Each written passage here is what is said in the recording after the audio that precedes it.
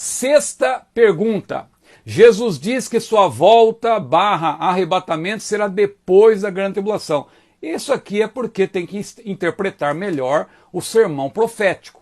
O sermão profético não está rigorosamente em ordem cronológica.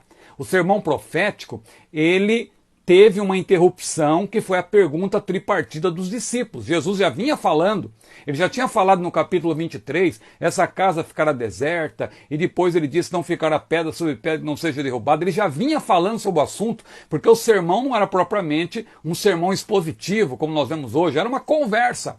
E naquela conversa, os discípulos, que também eram israelitas, fizeram uma pergunta tripartida, em 3 partes. E Jesus começou a responder. E ao responder essas perguntas, ele fala especialmente sobre o que vai acontecer a Israel. E quando chega no versículo 35, é como se ele tivesse fechado parênteses, ou seja, terminou de responder aquela pergunta tripartida e ele retoma o assunto e começa a falar sobre iminência e vigilância. Ora, iminência e vigilância só fazem sentido em relação ao arrebatamento. Não tem nada a ver com a manifestação do Senhor em poder e grande glória. Então, o sermão profético de Jesus fala do arrebatamento.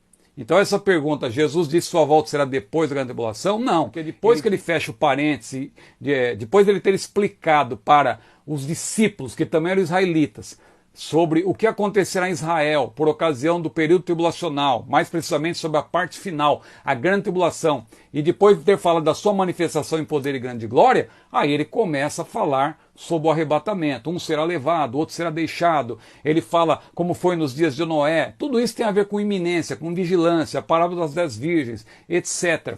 Então isso aí eu tenho explicado, tem um vídeo aqui no canal em que eu explico isso, modéstia à parte, de maneira pormenorizada.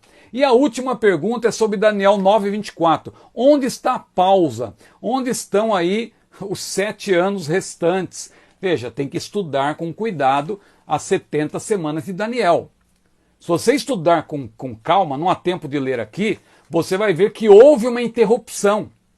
O Messias foi tirado, o príncipe com P maiúsculo foi tirado. E quando ele foi tirado, passou a haver uma pausa, um adiamento profético, como é chamado, que está claro lá em Lucas 21 e 24, também em Romanos 11, Jerusalém será pisada até que se completem os tempos dos gentios.